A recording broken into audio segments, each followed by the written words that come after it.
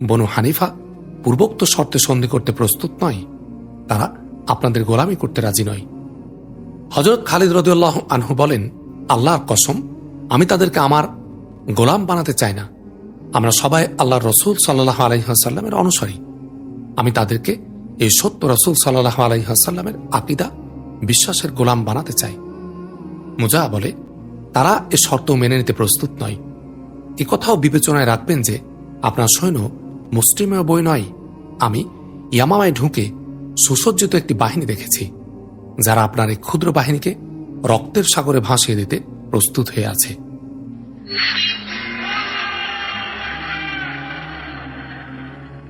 বনু হানিফাকে অনেকটা ম্যানেজ করে ফেলেছি। সেখানকার প্রতিটি সৈন্যের চোখে প্রতিশোধের রক্ত টগবগ করছে। হযরত খালিদ রাদিয়াল্লাহু আনহু গভীর চিন্তায় ডুবে যান। মুজাহ তাকে নতুন কোনো কথা বলে না। হযরত খালিদ রাদিয়াল্লাহু আনহু নিজেও দেখেছিলেন যে তার বাহিনী যারা বর্তমানে বেঁচে আছে তারা যুদ্ধের জন্য মোটে উপযোগী নয়। তাদের যথেষ্ট আরামের প্রয়োজন, কিন্তু তা সত্ত্বেও তারা রাতভর লুকিয়ে থাকা শত্রুদের অনুসন্ধান ও বন্দী করতে থাকে।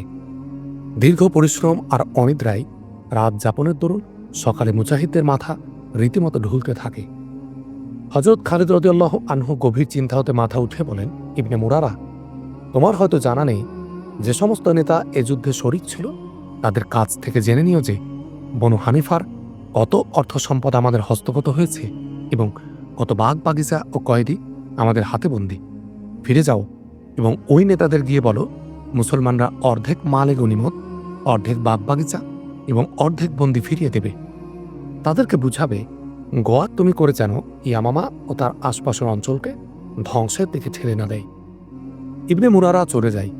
এরই মধ্যে ধৃত কয়েদির সংখ্যা দ্বিগুণ হয়ে যায়। মুজাহ সন্ধ্যার কিছু পূর্বে ফিরে এসে জানায় যে বনু হানিফার কোনো সর্দার মুসলমানদের শর্ত মানতে রাজি নয়। মুজাহ এটাও উল্লেখ করে যে বনু হানিফা তাদের পরাজয় ও হাজার হাজার নিহতের প্রতিশোধ নিতে দৃঢ় প্রতিজ্ঞ। হযরত খালিদ রাদিয়াল্লাহু আনহু ভীষণ উত্তেজিত হয়ে বলেন, আমার কথা কান খুলে শোনো ইবনে মুরারা।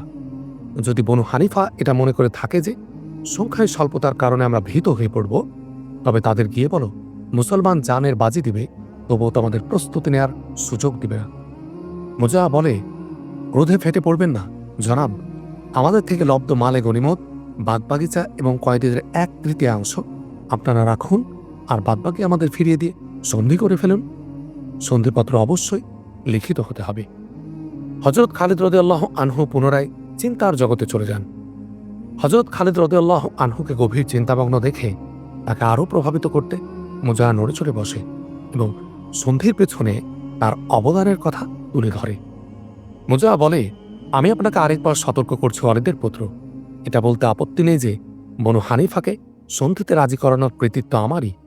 এজন্য তাদের অগণিত অভিশাপ অভিসম্পদ আমাকে মাথা পেতে নিতে হয়েছে।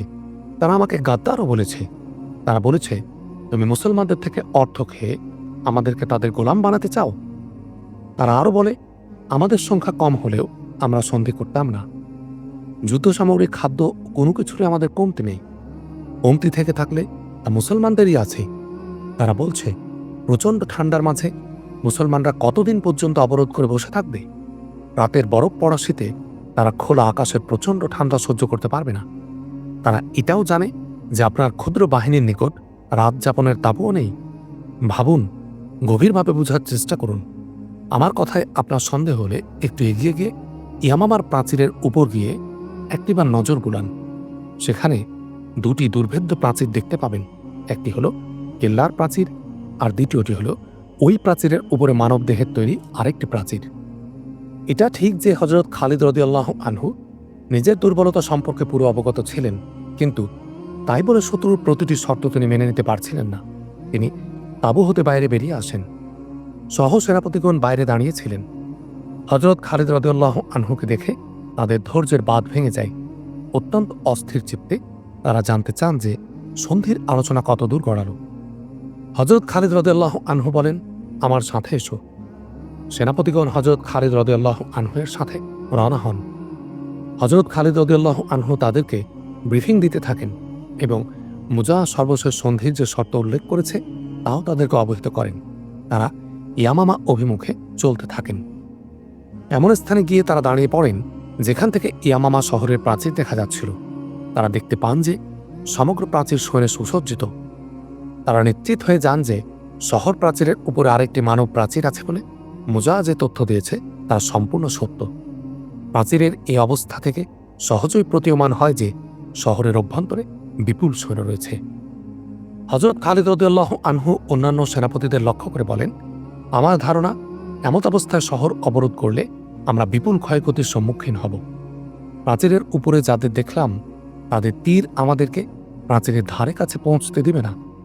ব্যাপক মৃত্যুর হাতে সঁপে দেওয়ার জন্য এত লোক আমাদের নেই। এক সেনাপতি বলেন, আমি সন্ধির পক্ষেই রায় দিব। আরেক সেনাপতি বলেন যে ফিতনার মূলোৎপাটন করতে আমরা এসেছিলাম তা চিরতরে খতম হয়ে গেছে। এখন আমরা সন্ধি করলে কে আমাদের সম্মুখে আঙ্গুল উঁচিয়ে কথা বলবে?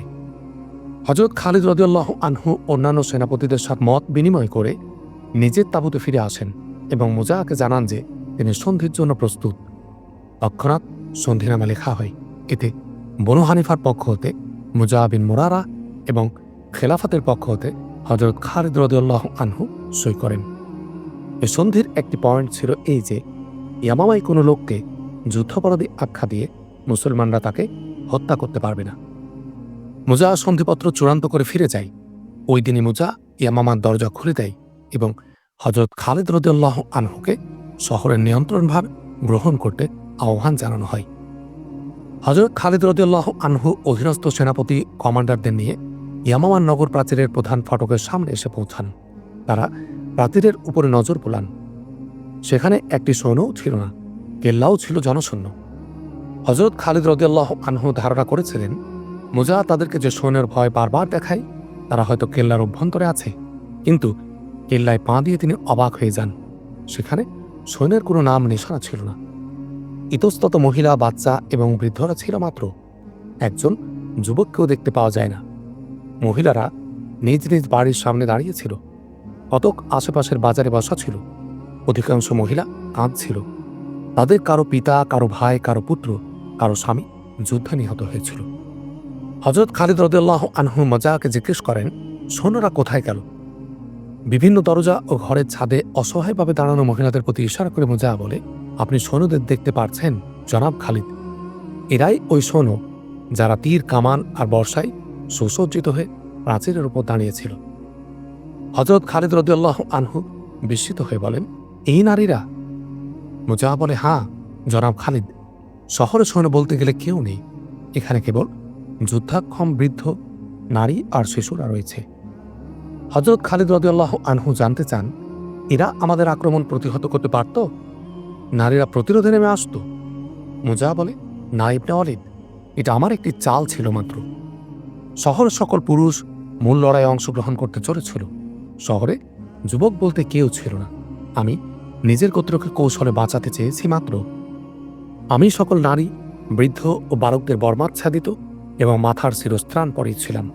অতঃপর তাদের হাতে তীর, তুনির এবং বর্ষা দিয়ে প্রাচীরের উপর দাঁড় করিয়ে দিয়েছিলাম। আমি নিজে বাইরে গিয়ে তাদের কৃত্রিম সৈন্যের অভিনয় দেখেছিলাম।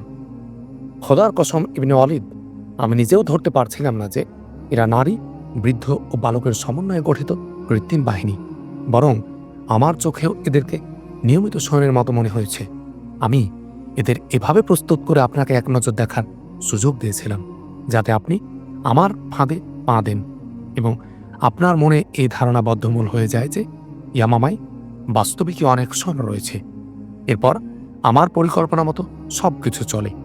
আপনি দেখে শুনে এবং যাচাই করে আমার ফাঁদে পা দিয়েছেন। হযরত খালিদ রাদিয়াল্লাহু আনহু ভীষণ ক্ষুব্ধ হন।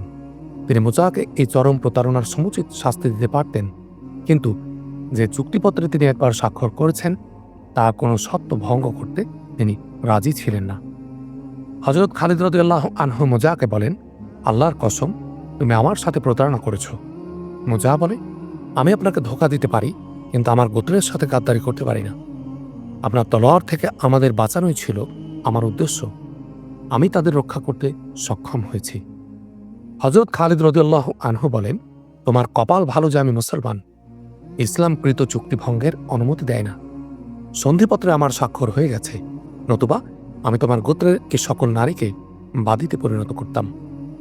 মুজা বলে, আমার জানা ছিল যে সন্ধিপত্রের স্বাক্ষরের পর আপনি এমনটি করবেন না।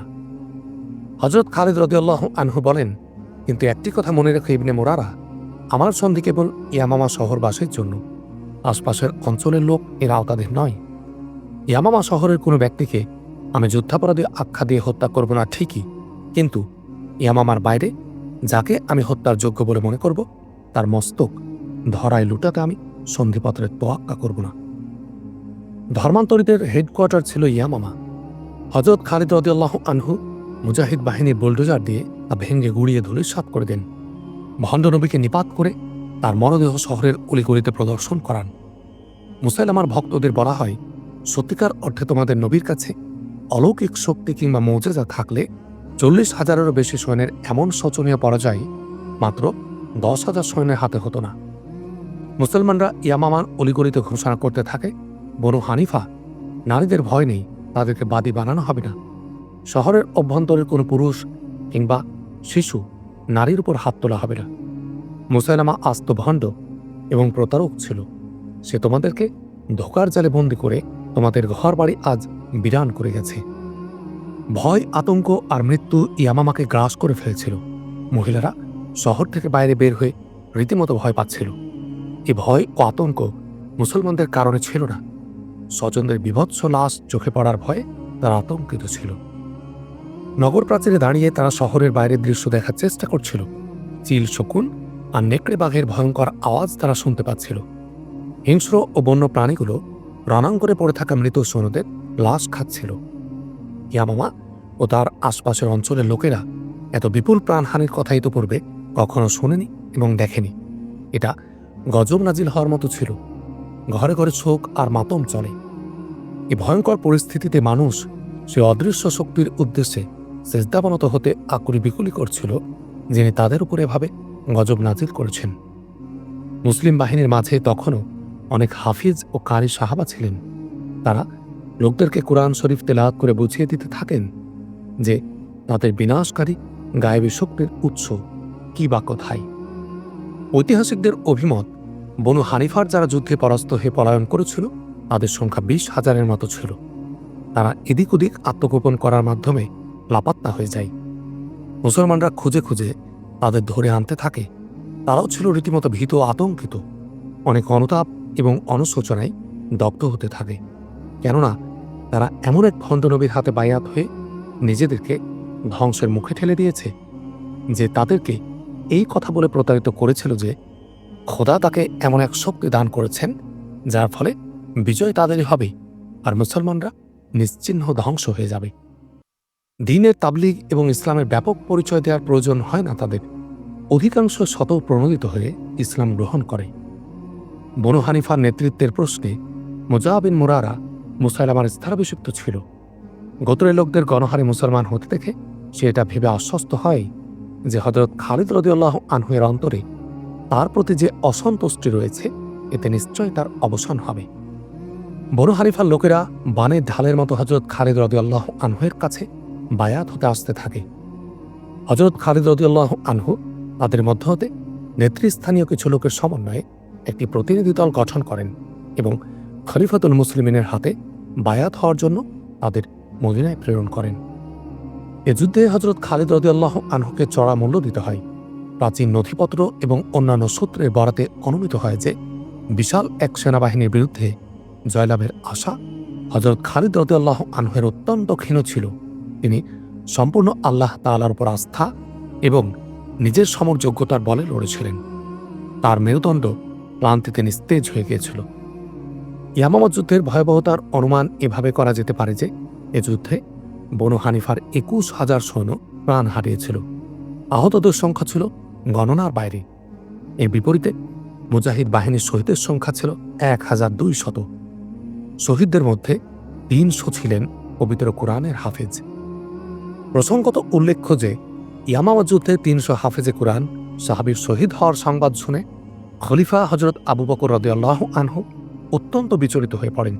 তিনি রণাঙ্গনে এভাবে হাফেজ সাহাবা শহীদ হতে থাকলে পবিত্র কোরআনের ভবিষ্যৎ কী হবে এই প্রশ্ন তাকে এক ঐতিহাসিক সিদ্ধান্ত নিতে বাধ্য করে।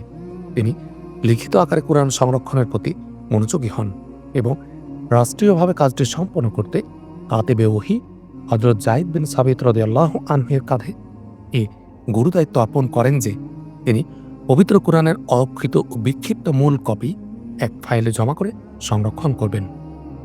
ভলিউম আকারে আজ যে কোরআন আমাদের কাছে শোভা পাচ্ছে তা হযরত আবু বকর রাদিয়াল্লাহু আনহু-এর ওই ঐতিহাসিক সিদ্ধান্ত ও পরবর্তীতে হযরত উসমান রাদিয়াল্লাহু আনহু-এর কৃতিত্ব ও অবদানের ফল। ইয়ামামা যুদ্ধের পর হযরত খালিদ রাদিয়াল্লাহু আনহু ভীষণ ভেঙে পড়েন। তার দৈহিক ও মানসিক শক্তি লোপ পেয়েছিল প্রায়। লায়লা তার অবসন্ন শরীরে শক্তি যোগাতে চেষ্টা করেন, তাকে প্রবোধ দেন, ভেঙে পড়তে দেন না, তার মানসিক শক্তি জাগিয়ে তোলেন। অকল্পনীয় প্রাণহানিতে তিনি সাময়িকভাবে মুষড়ে পড়লেও দ্রুত নিজেকে সামলে নেন। ঐতিহাসিকগণ লেখেন, ইতোপূর্বের কোনো যুদ্ধে মুসলমানদের এত প্রাণহানি ঘটেনি। কেবল এই একটি যুদ্ধই তাদের 1200 সাথীকে কেড়ে নেয়। সাথীদের এখানে ব্যাপক শাহাদাতে অবশিষ্ট মুজাহিদের উপর দুঃখের পাহাড় নেমে আসে। হযরত খালিদ রাদিয়াল্লাহু আনহু শোকাহত হলেও দ্রুত সে শোক কাটিয়ে স্বাভাবিক অবস্থায় ফিরে আসেন। অন্যদের মতো শোকে পাথর হয়ে গেলে কিংবা বিলাপচারিতায় নিজেকে হারিয়ে ফেললে নেতৃত্বদান অব্যাহত রাখতে পারতেন না। অথচ তার সামনে ইরাক ও সিরিয়া বিজয়ের হাতছানি ছিল। ধর্মান্তরিতের ফিতনার মূলোৎপাটন করে দূর দিগন্তে ইসলামের ঝান্ডা উড়াতে উদ্রোত তাকে আহ্বান করছিল। ফলে তিনি নিজেকে শোকে পাথর হতে দেননি, দুঃখ বেদনা হতে নিজেকে দূরে সরিয়ে রাখেন। একদিন লায়লা হযরত খালিদ রাদিয়াল্লাহু আনহুকে বলেন, অলিদের পুত্র, এই মহান বিজয়ে আমি আপনাকে একটি উপঢৌকন দিতে চাই। হযরত খালিদ রাদিয়াল্লাহু আনহু বলেন, আল্লাহর সন্তুষ্টি কি আমার জন্য যথেষ্ট নয়? লায়লা বলেন, সেটা তো আপনি পেয়ে গেছেন। আপনি আল্লাহর তরবারি। আমি পার্থিব একটি উপঢৌকনের কথা বলছিলাম। আপনি আসলে ভীষণ ক্লান্ত। হযরত খালিদ রাদিয়াল্লাহু আনহু সাগ্রহে জিজ্ঞাসা করেন, তা সে উপঢৌকন কি জানতে পারি? লায়লা বলেন, মুজা বিন মুররার কন্যা। আপনি তাকে দেখেননি? আমি তাদের বাড়িতে গিয়েছিলাম। অপূর্ব সুন্দরী, ইয়ামামার হীরা। সে আপনাকে ভালোবাসে। সে আপনার প্রশংসা করে বলে, হযরত খালিদ রাদিয়াল্লাহু আনহু একজন বড় মাপের মানুষ। তিনি আমাদের বিরুদ্ধে বিজয়ী হয়ে ঘোষণা করেছেন যে কোনো নারীকে বাদী বানানো হবে না। অথচ এই নারীরাই তাকে ধোঁকা দিয়েছিল। তৎকালীন আরবে সতীন কালচার ছিল না। একজন পুরুষের জন্য একাধিক স্ত্রী রাখা গর্বের বিষয় ছিল। স্ত্রীরাও স্বামীর সামাজিক মর্যাদা বৃদ্ধি করতে নিজেরাই সুন্দরী রূপসী পাত্রী খুঁজে বিবাহ করিয়ে দিত। তাদের মধ্যে বর্তমান সংকীর্ণতার নাম গন্ধও ছিল না। লায়লার প্ররোচনা ও পীড়াপিড়িতে হযরত খালিদ বিন ওলীদ রাদিয়াল্লাহু আনহু বিবাহ করতে রাজি হন। তিনি মুজা বিন মুররার কাছে গিয়ে সরাসরি প্রস্তাব পেশ করেন যে তিনি তার কন্যার পানি প্রার্থী। ঐতিহাসিকগণ লেখেন, হযরত খালিদ রাদিয়াল্লাহু আনহু-এর অতর্কিত এই প্রস্তাবে মুজা এত বিস্মিত হয় যে সে নিজের কানকে পর্যন্ত বিশ্বাস করতে পারে না। সে এটাকে কর্ণভ্রম কিংবা দিবাস্বপ্ন বলে অগ্রাহ্য করে। কিন্তু পরক্ষণে হযরত খালিদ রাদিয়াল্লাহু আনহু-এর উপর চোখ পড়তে স্বাভাবিকতায় ফিরে আসে। হযরত খালিদ রাদিয়াল্লাহু আনহু তাকে লক্ষ্য করে কি যেন বলছেন, কিন্তু কি বলছেন সে সম্পর্কে নিশ্চিত হতে চায় না। মুজা জিজ্ঞাসা করে, কি বললেন জনাব খালিদ? হযরত খালিদ রাদিয়াল্লাহু আনহু পূর্বের প্রস্তাব আওড়ান, তোমার কন্যাকে আমি বিবাহ করতে চাই। মুজা বলে, এতে খলিফা হযরত আবু বকর রাদিয়াল্লাহু আনহু আমাদের উভয়ের উপর রুষ্ট হবেন না? মুজা প্রথমে আপত্তি করলেও হযরত খালিদ রাদিয়াল্লাহু আনহু-এর আগ্রহ দেখে তিনি রাজি হয়ে যান। অতঃপর এক শুভক্ষণে মুজার যুবতী রূপসী কন্যার সাথে হযরত খালিদ রাদিয়াল্লাহু আনহু-এর শুভ পরিণয় হয়ে যায়। এই নতুন বিবাহের খবর মদিনায় পৌঁছলে খলিফা হযরত আবু বকর রাদিয়াল্লাহু আনহু হযরত খালিদ রাদিয়াল্লাহু আনহু-এর বরাবর পত্র লিখেন, ওহ ওলীদের পুত্র, তোমার হলোটা কি? তুমি কি শুরু করলে? একের পর এক বিবাহ করে যাচ্ছ, অথচ তোমার তাঁবুর বাইরেই তো 1200 মুসলমানের রক্ত ঝরছে। শহীদের রক্তও তুমি শুকাতে দিলে না। হযরত খালিদ রাদিয়াল্লাহু আনহু পত্র পড়েই মন্তব্য করেন, এটা হযরত উমর রাদিয়াল্লাহু আনহু-এর কাজ। মোট কথা, ব্যাপারটা বেশি দূর গড়ায় না, পত্রযোগে ভর্ৎসনার মাধ্যমে শেষ হয়ে যায়। হযরত আবু বকর রাদিয়াল্লাহু আনহু হযরত খালিদ রাদিয়াল্লাহু আনহুকে এই পয়গামও প্রেরণ করেছিলেন যে তিনি ইয়ামামাতে অবস্থান করবেন এবং হেডকোয়ার্টার থেকে পরবর্তী নির্দেশের অপেক্ষা করবেন। হযরত খালিদ রাদিয়াল্লাহু আনহু খলিফার নির্দেশ মোতাবেক মুজার কন্যা এবং লায়লাকে নিয়ে ইয়ামামার নিকটবর্তী ওবার উপত্যকায় যান এবং সেখানে তাঁবু স্থাপন করে অবস্থান করতে থাকেন। দীর্ঘ 2 মাস পরে তিনি পরবর্তী নির্দেশ পান। 633 খ্রিস্টাব্দের ফেব্রুয়ারি মাসের প্রথম সপ্তাহ, 11 হিজরির জিলকদ মাসের শেষ লগ্ন। এ সময় খলিফা হযরত আবু বকর রাদিয়াল্লাহু আনহু এর সাথে এক বিশেষ সাক্ষাতে মদিনায় এক ব্যক্তির আগমন হয়। তিনি নিজেকে মুসান্না বিন হারিস নামে পরিচয় প্রদান করেন। খোদ খলিফা এবং মদিনাবাসীর নিকট তিনি অতি সাধারণ বরং একজন অপরিচিত বলে প্রতিপন্ন হন। এ জাতীয় লোক কোনো বাদশার দরবারে গেলে নিঃসন্দেহে তাকে সেখান থেকে গলা ধাক্কা দিয়ে বের করে দেওয়া হতো। কিন্তু মহামতি হযরত আবু বকর রাদিয়াল্লাহু আনহু কোনো নির্দিষ্ট ভূখণ্ডের সাধারণ বাদশাহ ছিলেন না, বরং তিনি দোজাহানের সম্রাট রাসূল সাল্লাল্লাহু আলাইহি ওয়াসাল্লামের খলিফা ছিলেন, যার দ্বার যে কোনো ব্যক্তির জন্য উন্মুক্ত থাকত। খলিফার দরবারে প্রবেশের সময় আগন্তুকের চেহারায় ক্লান্তি আর বিনিদ্র রজনে গভীর ছাপ ছিল। পোশাক পরিচ্ছদ ধূলিময় এবং নিজ শক্তিতে কথা বলতে পারছিলেন না। হযরত আবু বকর রাদিয়াল্লাহু আনহু উপস্থিত জনতার উদ্দেশ্যে বলেন, এই ভিনদেশী অতিথির পরিচয় কেউ বলতে পারে কি? মুসান্না বিন হারিস নামে নিজেকে পরিচয় দানকারী কোনো সাধারণ ব্যক্তি তো নন। হযরত কায়েস বিন আসেম আল মুনকিরি রাদিয়াল্লাহু আনহু জবাবে বলেন, আমিরুল মুমিনিন, লোকটির এখানে আসার পেছনে কোনো দুরভিসন্ধি নেই। আল্লাহর পক্ষ থেকে সে ইতোমধ্যে যে খ্যাতি ও সম্মান লাভ করেছে তা রীতিমতো ঈর্ষণীয়। ইরাকের পারস্য সেনাপতি হরমুজ এবং সর্বত্র খ্যাতি অর্জনকারী তার সৈন্যরা এই পর্যন্ত মুসান্না ইবনুল হারিসের নাম শুনে কেঁপে ওঠে।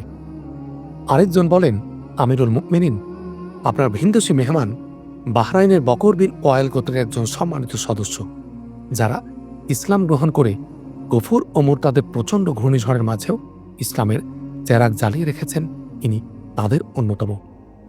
আমাদের সেনাপতি হযরত আলা ইবনে হাজরামি রাদিয়াল্লাহু আনহু এর সাথে কাঁধে কাঁধ মিলিয়ে তিনি ইরাকের সীমান্তবর্তী এলাকায় মুরতাদের বিরুদ্ধে অসংখ্য রণাঙ্গনে লড়াই করেছেন। আগন্তুকের উচ্চ পরিচয় পেয়ে হযরত আবু বকর রাদিয়াল্লাহু আনহু এর চেহারা আনন্দে ঝলমল করে ওঠে। এবার তিনি হযরত মুসান্না বিন হারিস রাদিয়াল্লাহু আনহু এর প্রতি ভিন্ন দৃষ্টিতে তাকান। এ দৃষ্টি ছিল সম্মান, নির্ণীত শ্রদ্ধা বিজড়িত। সাথে সাথে তার চোখে ভেসে ওঠে আরব মুসলমানদের ওই সমস্ত গোত্র যারা একসময় ইরানীদের প্রজা ছিল। ইরাক অঞ্চল জুড়ে ছিল এদের আবাদ বসতি। বনু লাখাম, বনু তাগাল্লুব, বনু আয়াদ, বনু নাম্বার এবং বনু সাইবান ছিল তাদের অন্যতম। এক তথ্য অনুযায়ী তারা আদি আরব ছিল। একযুগে ইরানীরা তাদেরকে যুদ্ধবন্দী করে এখান থেকে নিয়ে গিয়ে দাজলা ও ফোরাতের মোহনাবর্তী এলাকায় পুনর্বাসিত করে। তারা ইরানীদের গোলামের জিঞ্জিরে আবদ্ধ হলেও নিজেদের সনাতন আকীদা বিশ্বাস এ নতুন আবাসেও আঁকড়ে ধরে রেখেছিল। আরব ভূখণ্ডে ইসলামের জাগরণ শুরু হলে তারাও ইসলামে দীক্ষিত হয়ে যায়। ইরাক থেকে সাজ্জাহ এর মতো লোক নবতের মিথ্যা দাবি তুললে এ আরব প্রজারা তীব্র প্রতিবাদে ফেটে পড়ে। তারা এ ফিতনার মোকাবিলায় সোচ্চার হয়ে ওঠে। ইসলাম রক্ষায় তারা নিজ উদ্যোগে পৃথক রণাঙ্গন সৃষ্টি করে। এদিকে ক্রমে মুসলিম বাহিনী এমন এক সমর শক্তিতে রূপ নেয় যে তাদের সামনে মুরতাদ ও কুফরিবাদের সম্মিলিত শক্তিও টিকে থাকতে পারে না। রণাঙ্গনের বাইরেও মুসলমানরা যে অমায়িক আচরণ ও কালজয়ী আদর্শ পেশ করত তা যে কোনো ব্যক্তির অন্তরে রেখাপাত এবং গভীর প্রভাব সৃষ্টি করত। এভাবে মুসলমানরা দিকে দিকে সমর ও আদর্শিক দৃষ্টিকোণ থেকে প্রভাব বিস্তার করে চলছিল। কিন্তু তখনও পর্যন্ত তারা অগ্নিপূজারী তৎকালীন পরাশক্তি ইরানীদের বিরুদ্ধে লড়ার উপযুক্ত হয়েছিল না। তৎকালীন বিশ্বের শীর্ষ শক্তিধর এক বিশাল সাম্রাজ্য ছিল ইরান। এই সাম্রাজ্য এতই বিস্তীর্ণ ছিল যে তার আয়তন বা সীমানার কোনো হিসাব ছিল না। সেনা সংখ্যা এবং অস্ত্রশস্ত্রের আধিক্যে তারা সমকালীন পরাশক্তি হিসাবে বিবেচিত ছিল।